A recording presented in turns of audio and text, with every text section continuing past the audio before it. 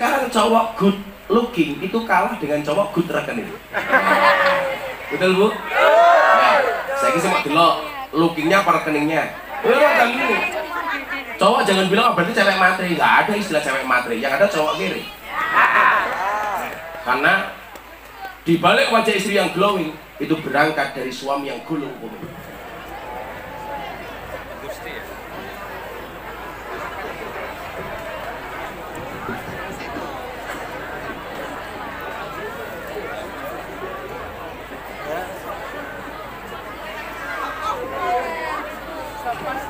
Satripun Gus Miftah paring pitutur dulu kepada kula maosaken pantun dumateng Gus Miftah. Tuku roti bolu ning pasar gaji, tuku kerupuk mentah ning Pak Karta. Dalu niki kita saged ngaji kalian Gus Miftah saking Yogyakarta. Allahumma Muhammad.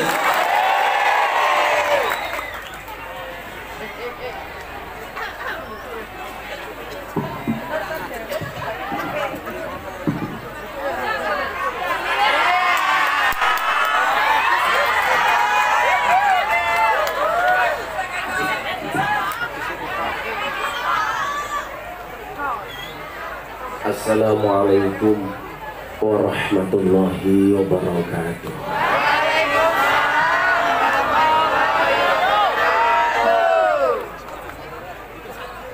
Alhamdulillahil qail.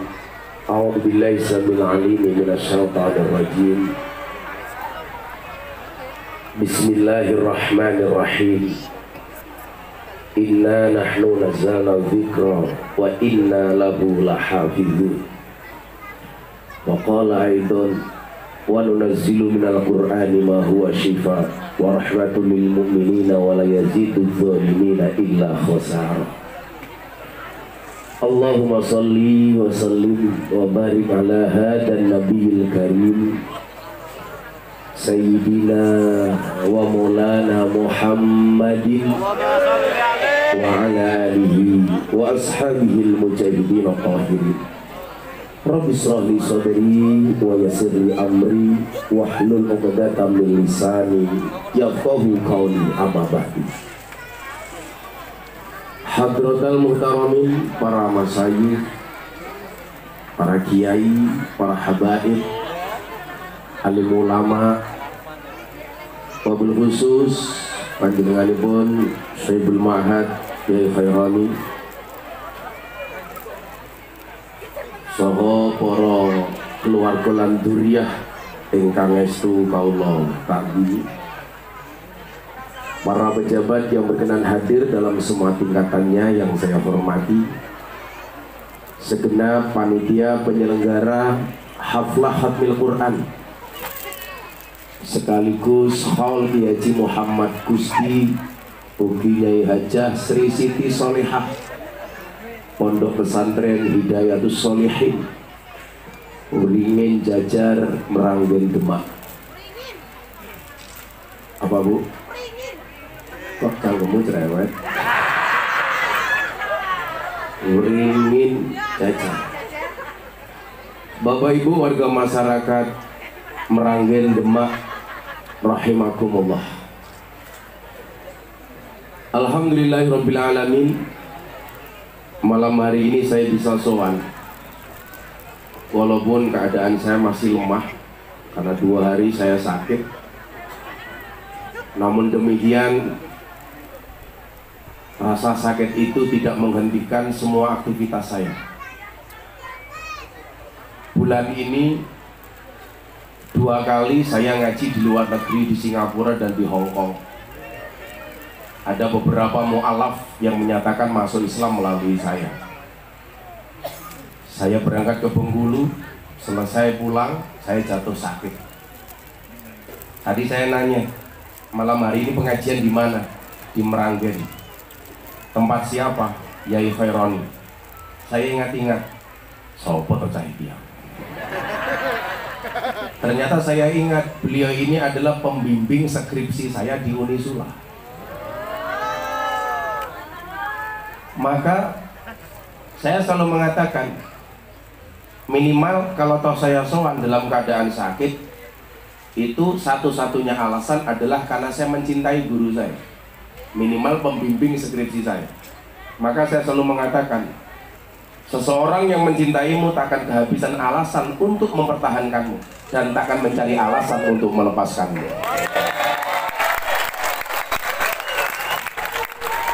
Maka malam hari ini saya bilang, makan permen, minumnya susu.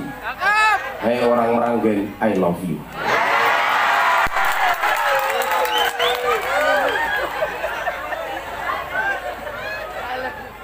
Tapi bohong.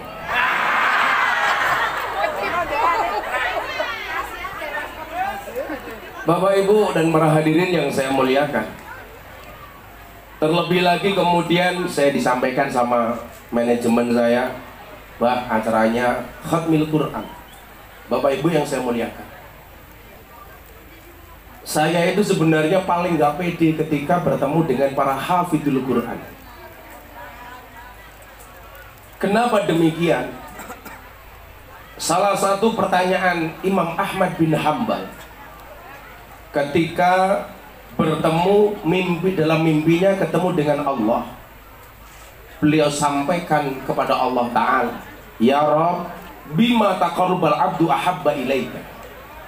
Wahai Tuhan, bagaimana caranya ketika seorang hamba itu pengen dekat dengan Engkau? Bagaimana seorang hamba menunjukkan rasa cintanya kepada Engkau? Kalau rasa cinta seorang laki-laki kepada perempuan mungkin dilakukan dengan memberikan hadiah.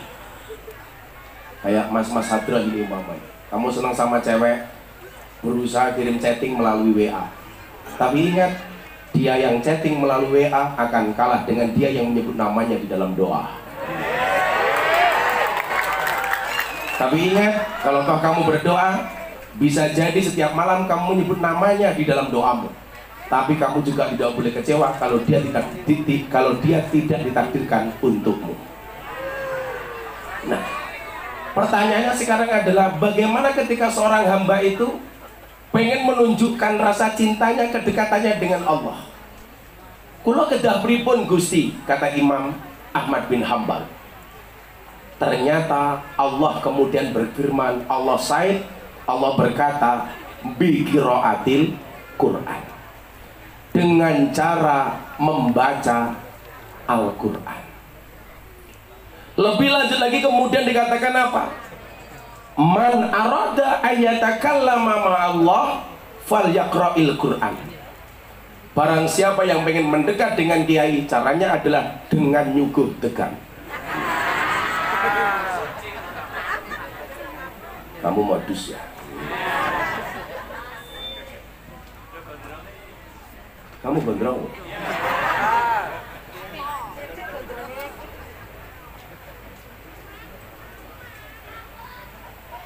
Gak mau kayak sendiri pengerok degan apa dia? Pengajian malah kayak yang pantai.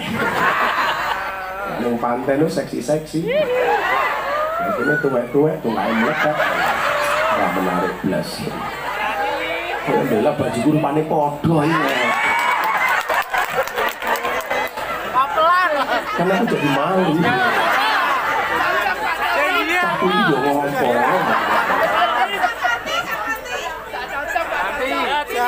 Sehati.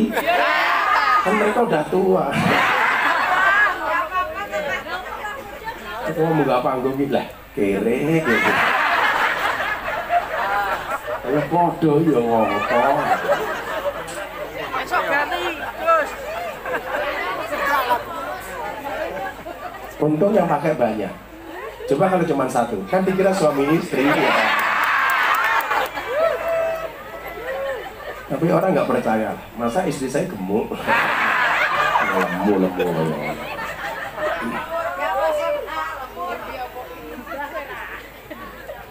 Nggak usah insecure dengan kegemukanmu. Nah, cowok sekarang lebih suka dengan cewek gemuk dibandingkan cewek seksi. Kamu tahu alasannya? Kenapa cewek gemuk lebih diminati daripada cewek seksi? Karena cewek seksi hanya fokus kepada penampilan, tidak pernah fokus kepada perasaan.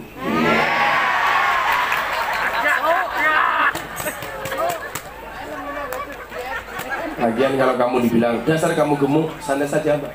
Sorry, saya gemuk karena makan nasi, bukan makan hati. Gawe aja mau ngelemu nih. Padahal asini ya buah.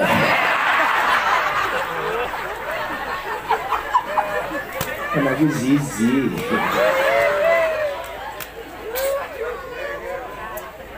Nah, Bapak Ibu yang saya muliakan, maka kemudian disampaikan, man arada ayyatakallama ma'allah falyaqra'il Qur'an.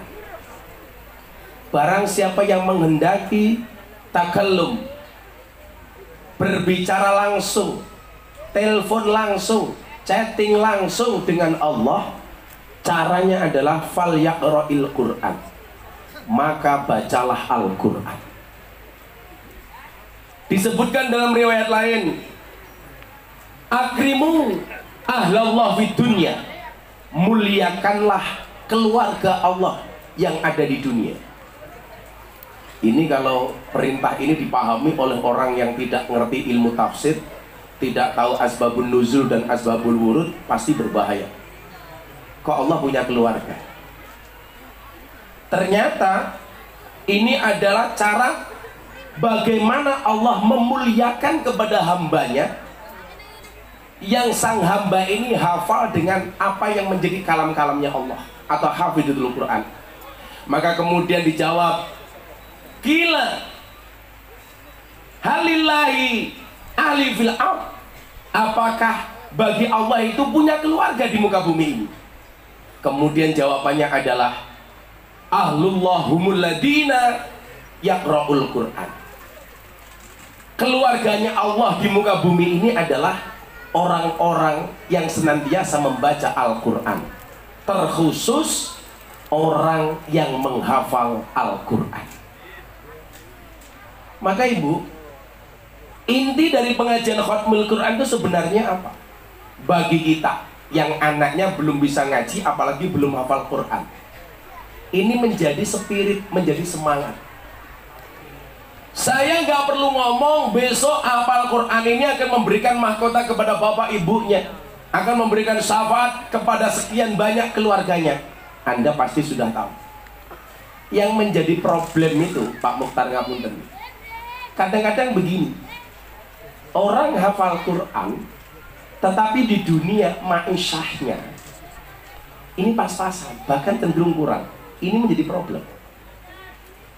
Apal Quran tapi uripe ra kepenak. Apal Quran uripe kurang. Sehingga kemudian apa, pandangan orang awam kepada orang yang hafal Quran ini menyepelekan, adalah nggih apa hafal Quran, mangane kangelan. Padahal mohon maaf, tolok ukur di dunia itu orang akan dilihat dari ma'isyahnya. Saya sendiri selalu berpendapat bahwa urusan dunia itu harus idhar, bukan ikhfa. Coba dibaca, Robbana atina. Pertanyaan saya, cara membacanya fit dunya, idhar atau ikhfa? Fit dunya. Idhar apa ikhfa? Idhar. Urusan dunia itu harus jelas. Fit dunya, membacanya secara idhar. Urusan dunia itu jangan remeng-remeng. Artinya apa? Lah nyileh yo nyileh, utang yo utang, meneh yo meneh, Bayar yo bayar. bayar yo bayar. Masuk. Kita kan kadang-kadang leda-lede jualan es teh, sing ngombe kancane dhewe. Antara nagih kon bayar karo pekewuh. Nggih napa mboten? Ini kan bedanya tipis, kon bayar kok kancane dhewe, orang bayar aku ki bakul. Gayane pun mboten usah, kancane minggat padu karo bojone. Wonge ya teko iki. Ya melu guyu gitu. Biasanya jilbabe kuning. Masuk. Rambine hijau. Nah, maka Bapak Ibu rahimakumullah, saya berharap santri itu mengerti betul tentang kaidah wal ismu minhu mu'rabun wa mabniyun. Isim itu kan jenisnya ada dua, mu'rab dan mabni. Nah, di mana posisi santri? Santri hari ini tuh mohon maaf, mu'rab apa mabni? Seharusnya santri itu mu'rab, dinamis, bukan mabni, statis. Santri hari ini harus dinamis, bukan statis. Santri hari ini harus optimis, bukan pesimis. Santri hari ini menjadi problem solver, bukan troublemaker. Santri hari ini harus menjadi imam, tidak hanya sekedar menjadi makmum. Santri hari ini harus menjadi trendsetter, bukan hanya menjadi follower. Dan saya role model di bidang itu. Anak muda NU sekarang yang menjadi role model orang-orang kayak kita. Saya mampu mendobrak satu hal yang dianggap tabu. Contoh, dulu yang dihargai di kalangan pejabat, pengusaha, itu rata-rata siapa nih? Bukan ustadz, artis. Kalau ngundang artis dibayar mahal, kalau ngundang kiai dan ustadz dihargai apa adanya. Betul? Apalagi kalau sudah nyanyi mangkubur, mahal. Kayak cangkeme sopo.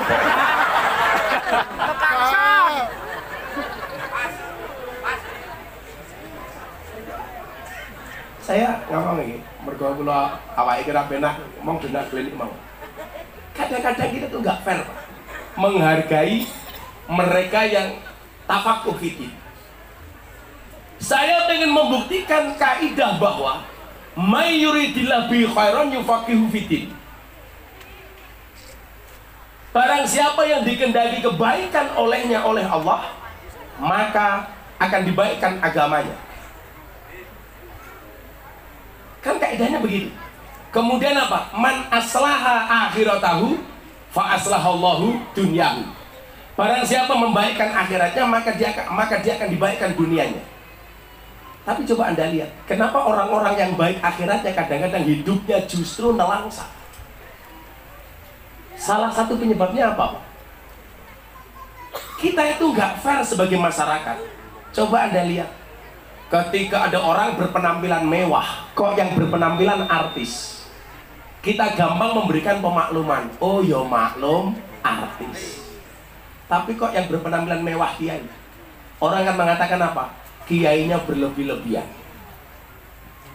Ini logikanya di mana? Kalau ada artis di hotel mewah, orang akan mengatakan apa? Maklum artis. Kalau kiai yang berada di hotel mewah, loh, kok kiainya kayak gitu? Ini problem. Kalau artis punya mobil mewah, orang mengatakan, "Sus, maklum artis terkenal, bayarannya larang."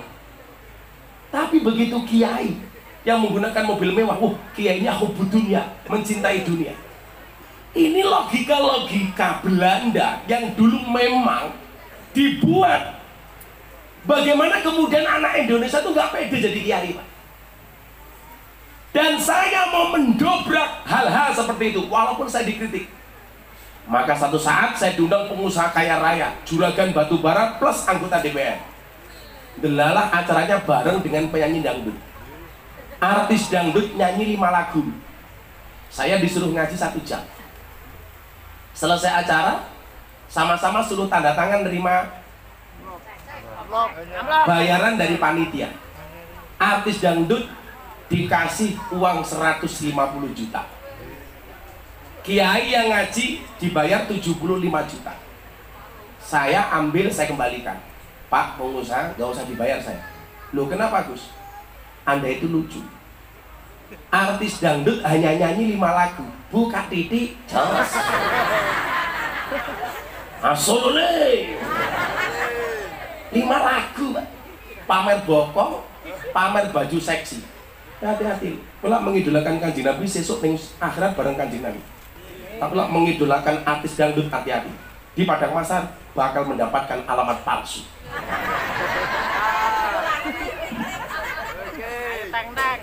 Paling paling mau manggu kurang.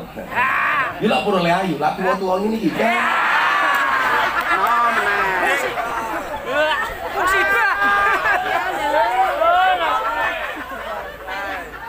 Cekel lemak kabeh.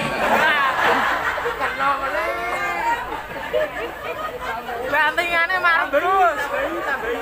Kandok dari bantingannya marah. Wes salah. Salah satu hikmah cewek gemuk itu supaya tidak mudah dibanting. Malah banting loh.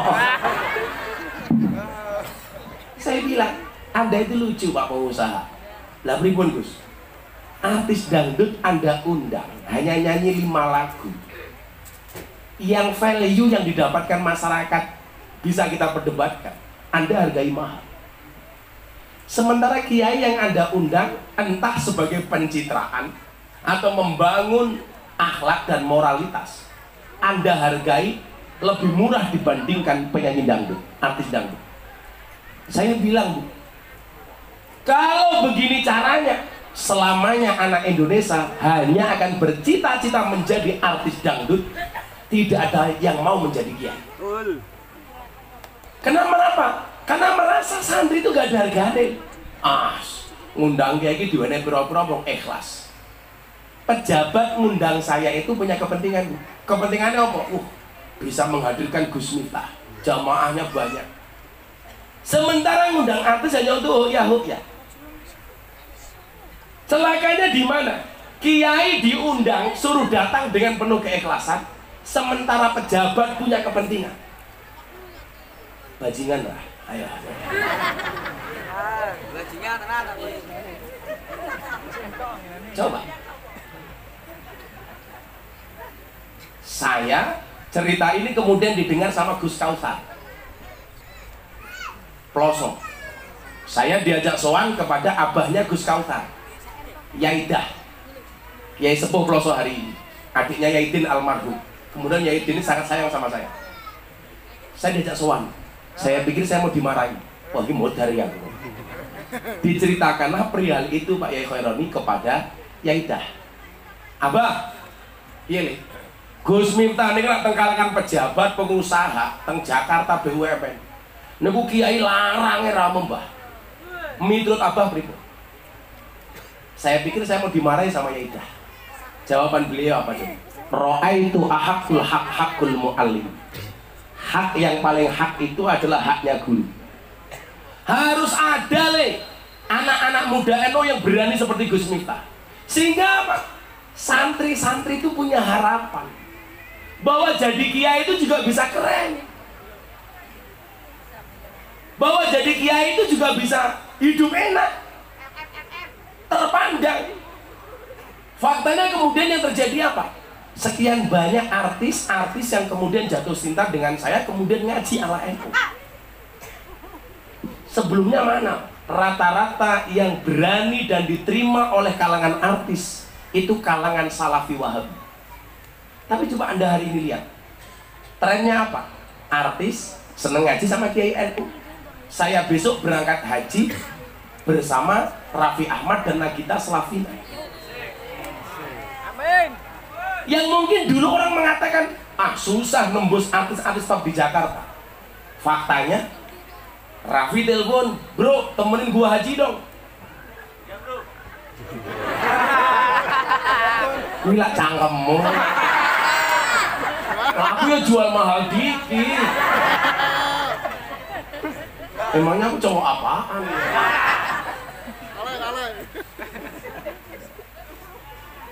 Sehingga kemudian apa?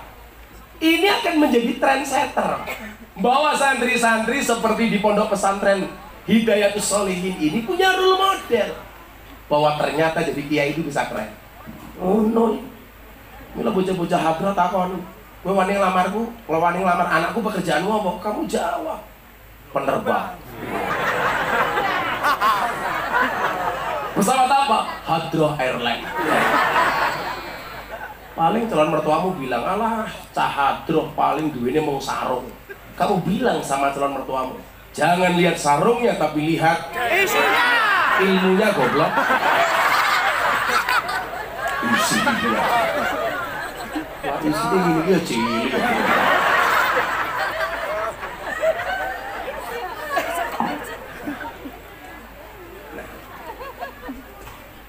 Ibu bapak yang saya muliakan, ini yang saya maksud bahwa santri itu harus dinamis, bukan statis.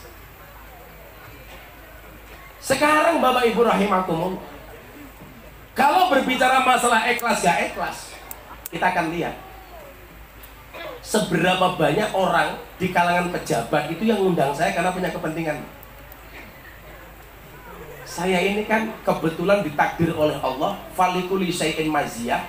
Makom saya itu bukan makom orang alim, tapi makomnya artis, selebritis dan pejabat.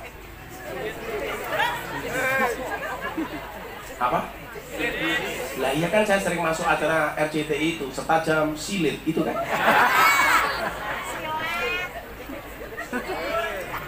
Singlet. Jadi mu'rob itu berarti dinamis, bahkan berani ngambil resiko. Artinya begini, para santri ya, anggaplah saya ngandani para santri di rumahnya karo wong tuane, supaya wong tua itu juga bangga punya anak santri gitu loh. Betul bu? Ya. Adik-adik yang khotimin, kamu semangat dong. Sambil lihat Gus Miftah sambil berdoa, khotimat, ya Allah anugerahkanlah saya suami seperti dia ya Allah.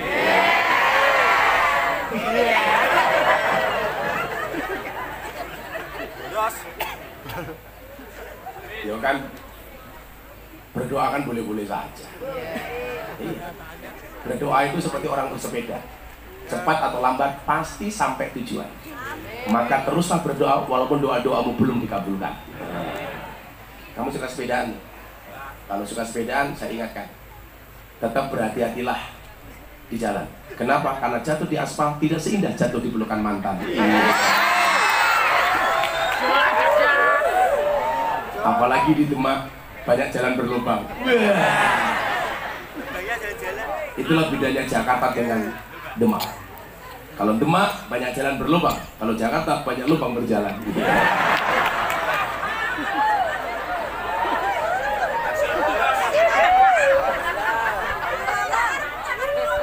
Kamu tahu bedanya mobil baru sama pengantin baru? Bedanya kan satu. Mobil baru ada lubang dihindari. Pengantin baru ada lubang, itulah yang dicari. Ya. Rapi dong. Urung lah, masa orang ngerti, orang paham. Tentang rapi le. Walaupun saya tahu, jomblo itu free hati.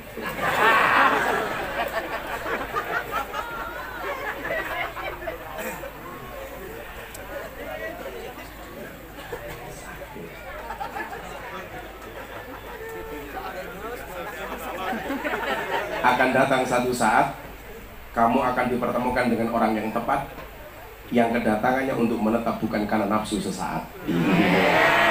Siapa? Janda lemu.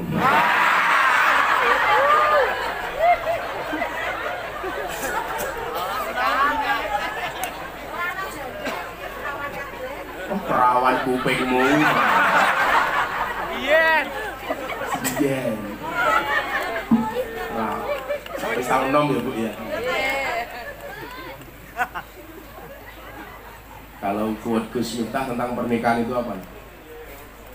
Menikahi orang yang kamu cintai itu pilihan, tapi mencintai orang yang kamu nikahi adalah kewajiban. Maka sebelum menikah bukalah matamu lebar-lebar, setelah menikah tutuplah matamu rapat-rapat.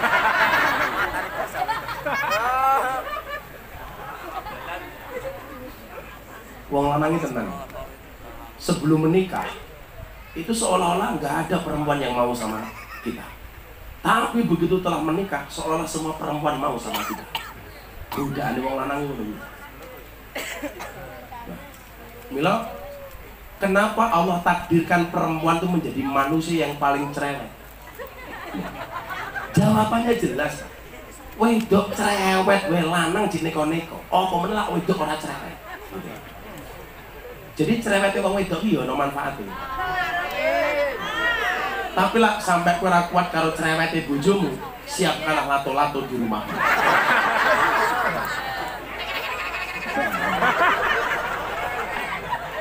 Walaupun secara alami kamu sudah punya lato-lato. Kenapa ya banser nih gile? Motormu aja gede. Kalau lanang gila utangnya gede biasanya lato-latonya cilik. Aja gede kok mau gede banget. Kalau akhir. Nah, ini lato-latonya gisut.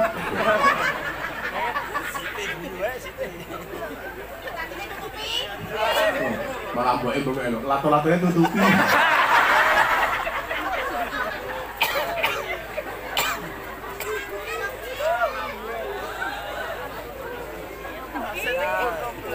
Insyaallah. Sallu ala Nabi Muhammad. Apa bedanya santri yang dinamis sama yang statis? Apa perbedaannya orang yang optimis dengan pesimis? Lah, malah difoto-foto, banjirnya saya nemu ini ngopo. Kamu penasaran dengan lato-latonya?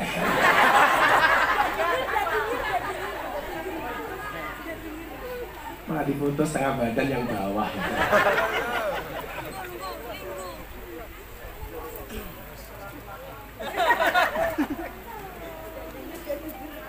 Nah, aku tak pikir-pikir, ngopo ya wong wedok kok menangan? Ya mergo kuwi mau. Wong wedok menangan wong lanang jeng golek cara. Apa men wong wedok kalah. Maka Allah sengaja takdirkan itu menjadi perempuan yang menjadi makhluk yang unik. Wong wedok ini karakternya, kalau disakiti nggak pernah lupa, kalau menyakiti nggak pernah ingat. Itulah perempuan. Loh, betul loh betul. Sak gagal-gagai banser wis ning pengajian galake kaya ngopo. Ning omah kata bojone. Lah kok banter Yai Khaironi lho. Salim-alime diketak bojone goblok dadak. Aku Iya.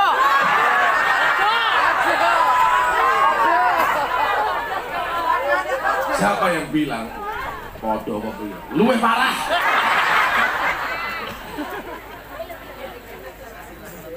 Kita sih bukan takut dengan perempuan, menghargai perasaan perempuan. Itu saja. Lha tenan. Kok sak gagah-gagah banjir nang dalan kaya macan, ning omah kaya kucing tak ana.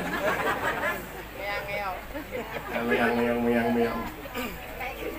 Tapi saya punya pengalaman, punya teman polisi intel. Lungon adalah HP ini ketinggalan. Buka karo bojone. Penasaran. Buka karo bojone. Goleki foto, kira-kira foto cewek seksi apa ora, ternyata aman. Fotonya apik kabeh. Goleki video, ana video 19 detik apa ora.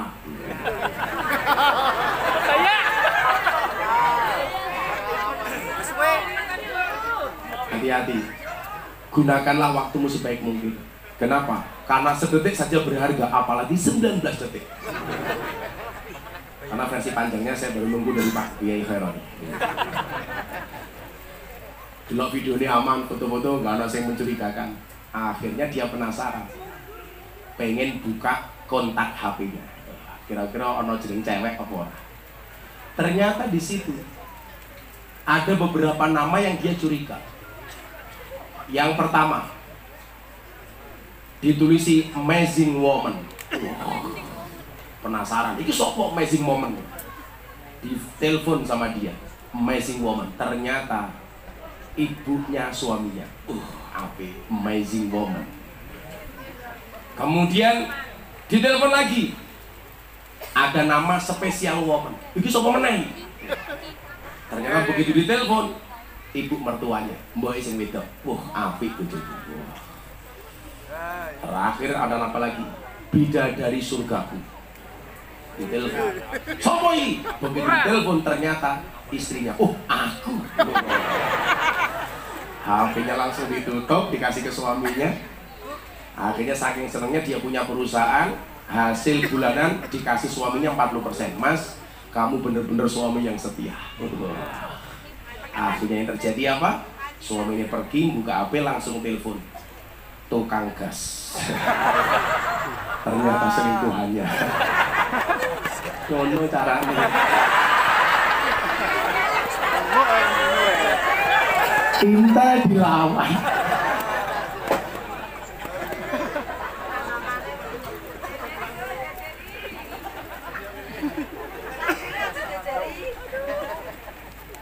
Saya Pak Yai, saya ke Belanda sama teman saya super kaya lah.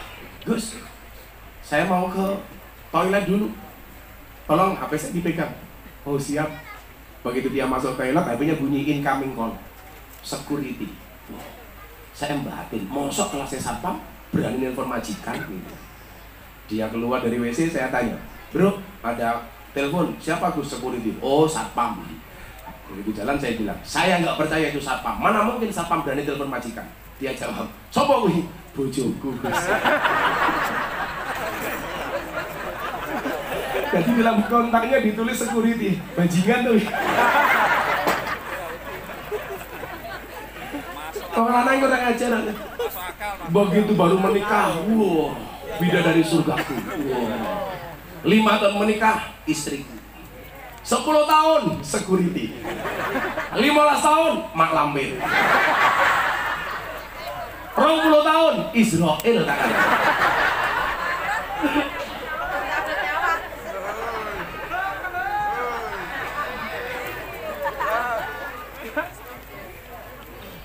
Kenapa wedok iya ngerti lho. Wong lanang ki rasa mau remote, rasa mau seneni. Wong lanang kok mau onek-onek, ya rasa mau seneni mati dhewe. Jare ki yo mati dhewe.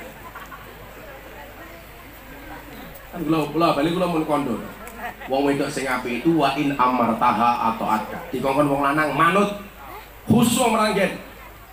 Wong wedok sing apik kuwi wong lanang urung njaluk sing wedok wis nawani.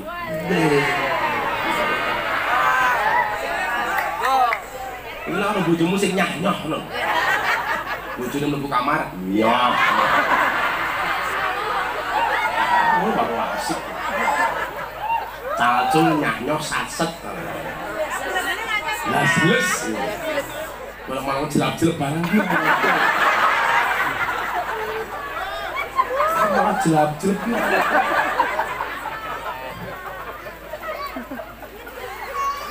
Sing lanang rong jaluk sing wedok wis. Isu sing lanang rong jaluk wedang, wedangi. Sing lanang rong jaluk sarapan, sarapan. Sing lanang rong jaluk susu, susane. Belum paham.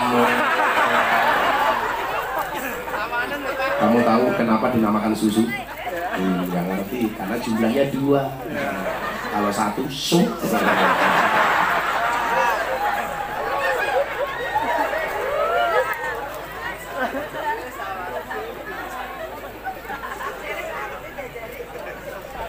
Ada satu tokoh wayang yang seumur hidupnya dia tidak pernah minum susu ibunya.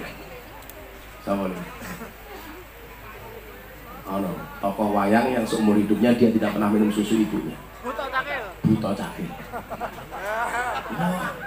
Ya cangkeme ngene. Ini sumbokne iso remuk susu.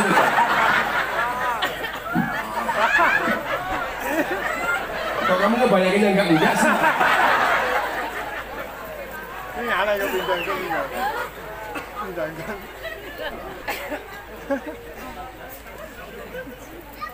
Jenengmu apa nih? Oh Irsyad. Apa yang jenengmu? Iya, jadi wong rasa ganteng-ganteng. Teori ini lah wong lanang ganteng biasanya bojone elek. Contohnya anak Nabi Adam kan kawin sila. Lak sing lanang rupane elek, sing wedok ayu. Lak sing lanang ganteng, sing wedok elek. Maka bersyukurlah kamu yang jelek-jelek. Insya Allah sebojomu remuk. Rasa ganteng-ganteng nih. Sekarang cowok good looking itu kalah dengan cowok good rekening. Betul Bu? Nah, saya kisah mau delok lookingnya apa rekeningnya. Kan ini. Cowok jangan bilang berarti cewek materi. Nggak ada istilah cewek materi. Yang ada cowok kiri. Karena di balik wajah istri yang glowing itu berangkat dari suami yang gulung komeng. Demi good rekening. Oh, Dion, apa bawa-bawamu sini ngarep iki mau arep ketemu aku jam 10 dandan jam 5 sore. Nganti alisnya kayak galengan.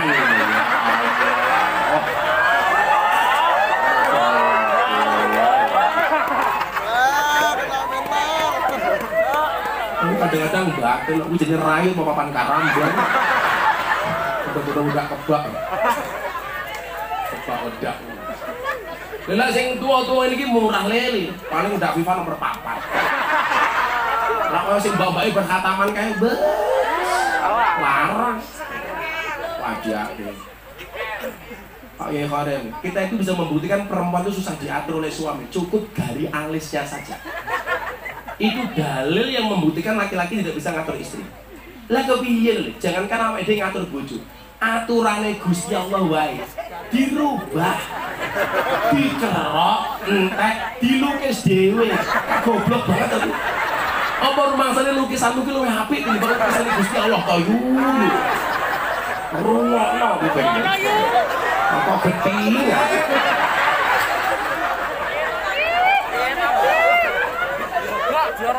Ini sesuatu yang dandani dhewe. Ora rumangsa apik-apik lukisan lu apik lukisan Gusti Allah.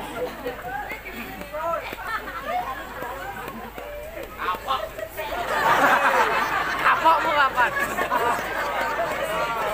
Mbok delok penampilan iki saat iki jujur. Wih polos, paling baju siji, sarung siji. Paling mungkin enggak sempakan kan. Dua sak. Tawanan lu.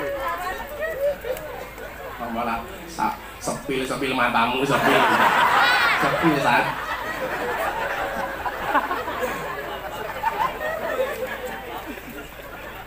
kayak santri gue lagi lucu bener bocah cuwilik ini tak cilik kayak Pak Kiai gosok sempake kancane bocah lemu lah goblok banget nah mangkat sholat dinggo pas sholat klotrok yang gosok kok sempak ini kepiye ta ya. Lah gosok sandal iki nalar. Gosok sarung nalar. Gosok sempak. Terus susu komat melayu di masjid teko ngarep masjid melotrok ya.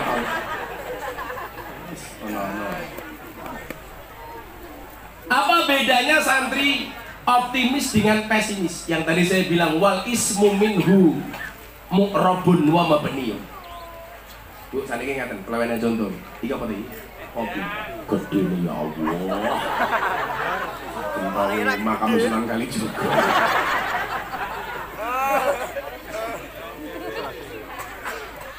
Sangit. Ini loh Bu, belajar sama kopi gitu. Tetap menjadi hitam dan pahit. Tidak harus menjadi manis dan putih untuk dicintai. Orang kayak raimu.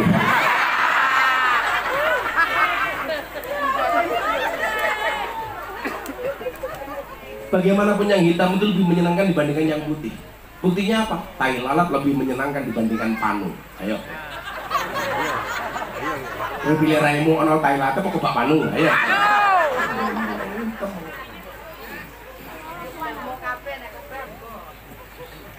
Nah, apa bedanya orang optimis dengan pesimis? Kalau seandainya cangkir ini isinya separuh, biasanya yang keluar kalimat yang keluar dari mulut kita itu no, masih separuh apa tinggal separuh? Biasanya apa? Tinggal separuh. Ada yang jawab tinggal separuh, ada yang jawab masih separuh. Itu kalimat sederhana, tapi bisa menjawab apakah kita termasuk orang yang optimis atau pesimis. Bagi orang yang mengatakan masih separuh, itu adalah orang optimis. Kenapa? Karena yang dilihat itu isinya bukan kurangnya. Tapi bagi orang yang mengatakan tinggal separuh, dia pesimis. Ternyata manusia itu lebih banyak yang pesimis dibandingkan yang optimis. Maka segala sesuatu yang dilihat itu biasanya kurangnya, bukan lebihnya. Contoh, kenapa perempuan kok reko-reko nyuntik irung pesek menjadi mancung dengan cara disontek dengan menggunakan solikin?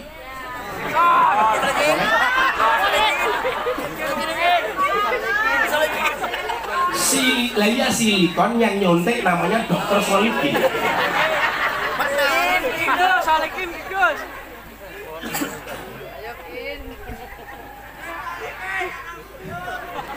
Kalau solikin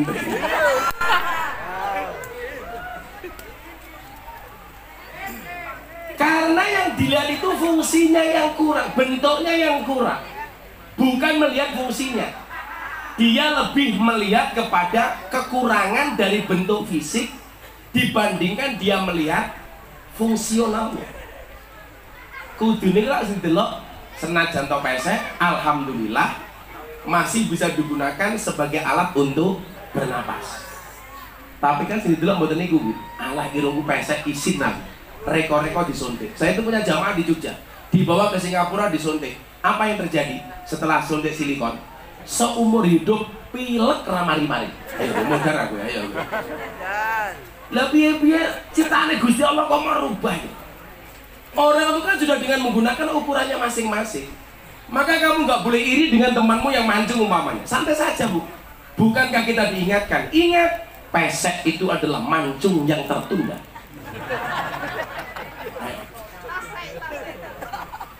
Lawang pesek lama panjang umur kok ini. Mau ngapain ngirit? Masih mancung-mancung cepat mati. Ambekannya boros. Tolak bilang kubili gede-gede. Zizi. Maka menjadi pribadi yang optimis itu menjadi penting. Apa bedanya optimis dengan pesimis? Orang optimis melihat peluang dari sebuah masalah. Sementara orang pesimis melihat masalah dalam setiap peluang. Kalau orang optimis yang dilihat peluangnya, orang pesimis yang dilihat masalahnya. Sama-sama kasusnya, dengan kacamata yang berbeda akan melahirkan pandangan yang berbeda. Contoh, awal mula saya bergelut dengan dunia lokalisasi. Orang menganggap dunia lokalisasi itu penyakit. Penyakit masyarakat, bahkan dikatakan sampah masyarakat.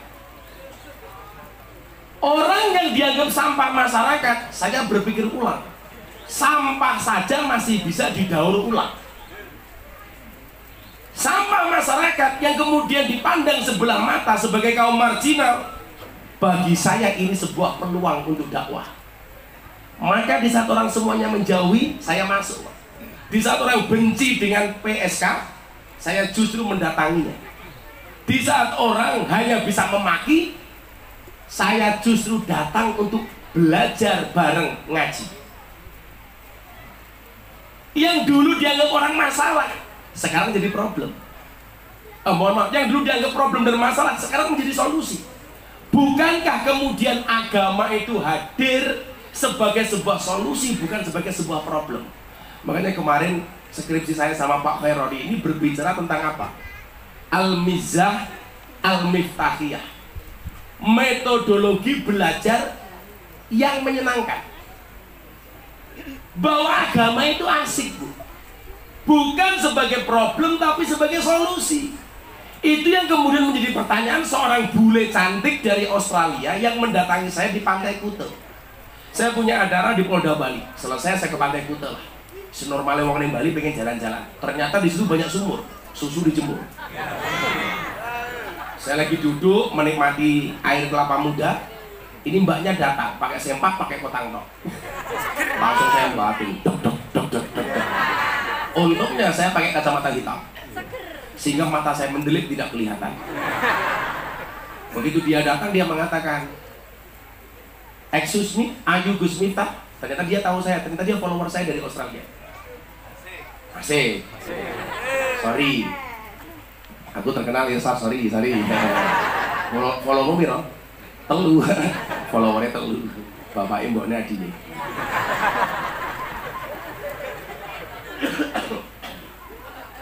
Nah, singkat cerita dia tanya begini sama saya. Gus, mumpung ketemu dia bilang, I want to ask you. Saya ingin bertanya kepada Anda. Kenapa agama itu didesain banyak aturannya? Dia mengatakan apa, Bu? Kenapa agama itu didesain banyak aturannya? Saya kok mikir, manusia itu tanpa agama hidupnya lebih nyaman. Kenapa? Karena nggak perlu ada aturan.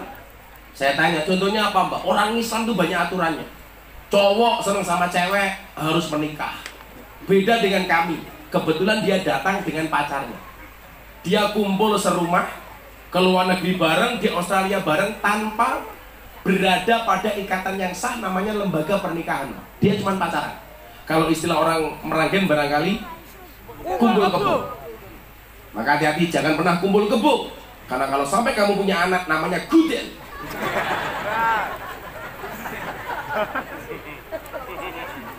Gus, kalau kamu tak kasih uang, kenapa saya lebih sepakat ditabung? Karena ada bayi tabung, gak ada bayi celeng. Masuk. Pertanyaan dia begini, kenapa agama itu justru menjadi problem bagi kamu, bukan sebagai solusi? Saya bilang, Mbak, kamu tahu kenapa agama itu banyak aturannya? Jawabannya adalah karena manusia itu banyak maunya. Punya aturan saja, Pak, itu masih dilanggar. Contoh, wong lanang wis dikai peraturan, lak seneng karo wong wedok iki kudu khidbah. Wala junaka alaikum fi ma aradtum min khidbatin nisa au aknantum fi anfusikum. Undang-undangnya bagaimana? Ya masyarakat sabab, wahai para irsyad dan pemuda-pemuda yang lainnya, manis tato aminkumul ba'ah falyatazawwaj. Barang siapa punya istatok kemampuan, segeralah menikah. Fa innahu mohon maaf. Fa illam yastati' fa alaihi bisawm. Kalau nggak bisa menikah, kamu puasa saja. Kan begitu. Kenapa disuruh menikah? Fa innahu aghaddu lil basar wa ahsanu lil farji. Tapi undang-undang nikah yang murah tetap saja kita langgar. Lah awakmu hitung cah nano. Piye-piye rabi kuwi luwih murah tinimbang Mangkuburan. Betul. Neng nyatane banyak orang tertarik Mangkuburan dibandingkan menikah. Bahkan sudah menikah tetap Mangkuburan. Kok Gus Miftah ngerti? Ngerti wong aku kiyaine pura. Pengalaman. Tidak hanya pengalaman nih, praktisi. Makanya saya tangkap. Saya kira cupu, ternyata suhu. Saya bukan suhu, kepala suku. Loh, kan saya punya prinsip, Bu. Kulla syai'in idza kasura rahusa ilal adaba. Segala sesuatu itu kalau jumlahnya banyak pasti murah kecuali adab. Makanya kalau pengen mahal, jadilah orang yang adabnya tinggi atau jadilah orang yang sedikit. Karena barang itu kalau sedikit langka, kalau langka antik, kalau antik harganya mahal. Kiai itu banyak, tapi yang ngurusi lonteng jarang. Siapa? Gus Miftah. Berarti Gus Miftah kiai Lonteng. yang larang goblok. Kiai lonteng.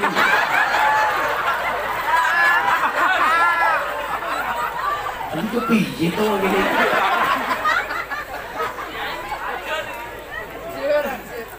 Irsyad malah jawab modaro.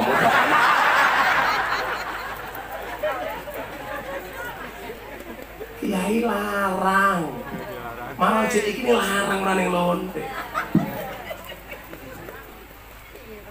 Lokalisasi yang dianggap problem bagi saya. Ini peluang loh. Coba hari ini media sosial ini bisa kita lihat sebagai sebuah solusi, juga bisa kita lihat sebagai sebuah problem. Bagi penghafal Quran, anak di pondok, medsos itu problem. Tapi bagi dunia dakwah, medsos ini peluang. Artinya apa? Bagaimana kita bisa mengamplifikasi kajian-kajian seperti Kiai Khaironi? Dakwah-dakwah beliau bisa kita viralkan. Sehingga hari ini pertempurannya itu mohon maaf di wilayah medsos. Bagaimana orang Ahlussunnah kayak kita itu harus mampu berjaya dengan menggunakan medsos kita. Sehingga saya katakan kalau dulu zaman Kanjeng Nabi dakwah itu bil lisan, kemudian zaman sahabat bil kolam, zaman Wali Songo seperti Kanjeng Sunan Kalijogo itu bisa sakofah dengan budaya. Hari ini dakwah yang paling efektif dengan bil medsos, menggunakan media sosial. Sehingga apa? Santri yang baru khatam Quran, Anda nggak punya peluang untuk posting di medsos karena Anda mungkin nggak punya medsos untuk menjaga hafalan Quranmu. Tapi kewajibanmu yang non santri ini hendaknya mengamplifikasi acara seperti ini di medsosmu, Sehingga mohon maaf, kalau orang bilang begini, Gus, kalau kita itu mau beramal soleh, diposting, takut dikira riya. Persoalannya adalah, kalau orang beribadah dan berbuat baik tidak berani posting di media sosial, maka di TikTok yang FYP itu orang-orang yang posting maksiat.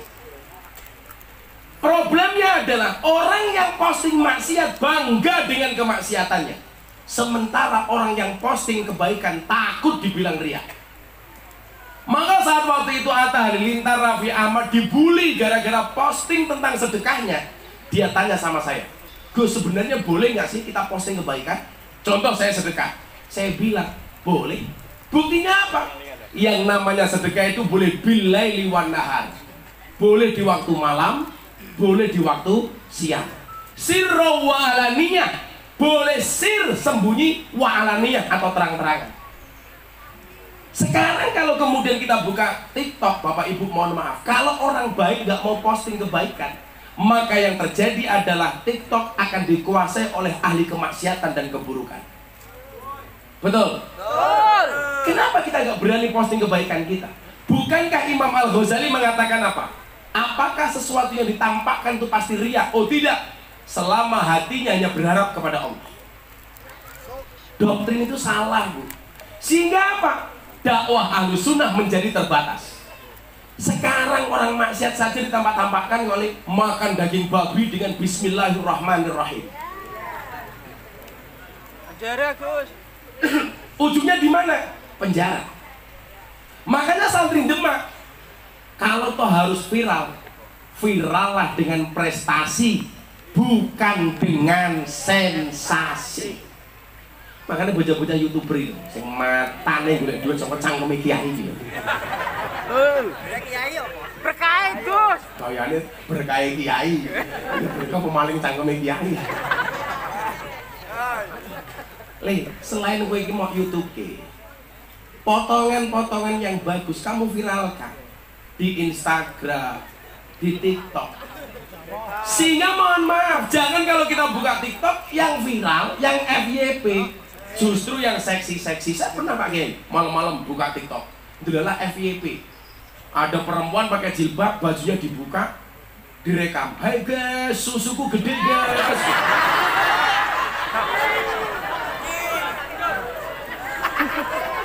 Delalah FYP. Kan mau nggak mau aku lihat. Kan saya tahu undang-undangnya. Ya Ali, la tadfi nadra fa innalakal ula wa laysa lakal akhirah. Wahai Ali, jangan kamu ikuti pandangan pertamamu dengan pandangan keduamu. Yang pertama milikmu, yang lain bukan untukmu. Maka begitu melihat yang seksi, ya sorry, saya lihatnya cukup sekali, tapi yang lama. Apa tadi aku? Cangkem. Nadroh itu cuma sekilas. Nadroh set ya. Memandang lahdotan, cuman sebentar. Jadi begitu memandang begini langsung dialihkan. Yang repot kalau saya di klub malam, Bu. Di depan ada cewek seksi, saya lihat, langsung saya alihkan, set, ternyata lebih gede lagi. Set ono meneh, set ono meneh. Alhamdulillah, astagfirullah. Arsa, kamu rasa melu-melu. Gak akan kuat imanmu. Mau Pak Yai Khaironi lo tak ajak, yang Sunan Kuning umpamanya, dipastikan mau masuk nggak mau keluar. Karena puskesmas, pusat kesenangan mas-mas, supaya bisa karaoke, karena rock dibuka, oke. Selawat. Ini jenenge hati apa ini? Bagus selawat. Tadi pintunya sholawat, besok Gus Miftah karo Yai Khaironi mlebu surga, sing ngancani bocah-bocah bagus sholawat. Ya kuwi, aku karo Yai Khaironi kelon karo bidadari, awakmu hadrawan tak. Keteplak. Tapi kan aku. Paling kirsak takon, enak mboten Yai Khaironi cangkemmu kuwi. Saya sholawatan. Alamatnya anak soleh, serah. Wes mau, urung. Baik, ini. Wih, apa vokalis? Kok wajahmu gak meyakinkan? Kita cuwi, kita omongan apa ora ya? Apa weh, acak-acak. Oh. alumni lampu merah ya tapi. Ini sama rupanya malah kayak Kipli.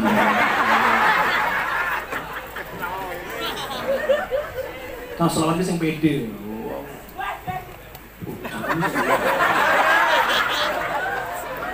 Wah, ini malah neng WC.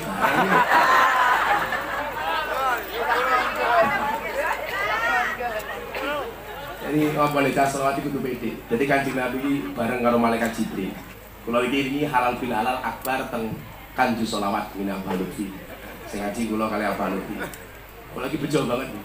Rampung ngaji, saya diajak masuk ke kamarnya Abah Lutfi, dibukake tentang Muhammadun Basarun Lakal Basyar, bla bla. Jadi kalau hari ini ada orang berani mengatakan bahwa kemuliaan malaikat Jibril itu di atas Nabi Muhammad SAW, maka dipastikan orang tersebut tidaklah mati kecuali dalam keadaan Nasrani atau Yahudi. Lah yang menjadi pertanyaan saya begini Pak Yai Khairani, kalau ngomong bahasa ini, lah malaikat Jibril kepada Kanjeng Nabi Muhammad itu sing bener matur apa dawuh? Gila ngomong Jawa lagi. Karena sama-sama bahasanya ketika ketemu dengan subjek yang berbeda maka akan melahirkan makna yang berbeda. Contoh, sama-sama qala. Ketika setelah qala Allah, maka qala di situ artinya apa? Bukan Allah berkata, Allah berfirman. Ketika disambung dengan qala Rasulullah atau qala Nabi, maka menjadi Nabi bersabda. Kalau menjadi qala Yai Khairani, maka menjadi apa? Yai Khairani dawuh. Kalau irsad kepada Pak Yai Khairani, qala irsad, maka bahasanya menjadi irsad matur. Pertanyaan saya, kalau Jibril datang kepada Nabi membawa pesan Allah, itu dawuh apa matur? Matur. Tetap matur, Pak. Malaikat Jibril matur kepada Kanjeng Nabi membawa dawuhnya Allah. Nah, kita itu kadang-kadang orang Jawa itu begini, Pak. Kita itu kelangan Jawane gitu. Padahal awalnya dhewe iki mukhibine Kanjeng Sunan Kalijaga, kudune ra kena kelangan Jawane. Saya ada banser datang ke pondok saya, bodo-bodo. Ini gini. Gus Miftah, kula sarencang banser, rawuh teng pondokipun Gus Miftah.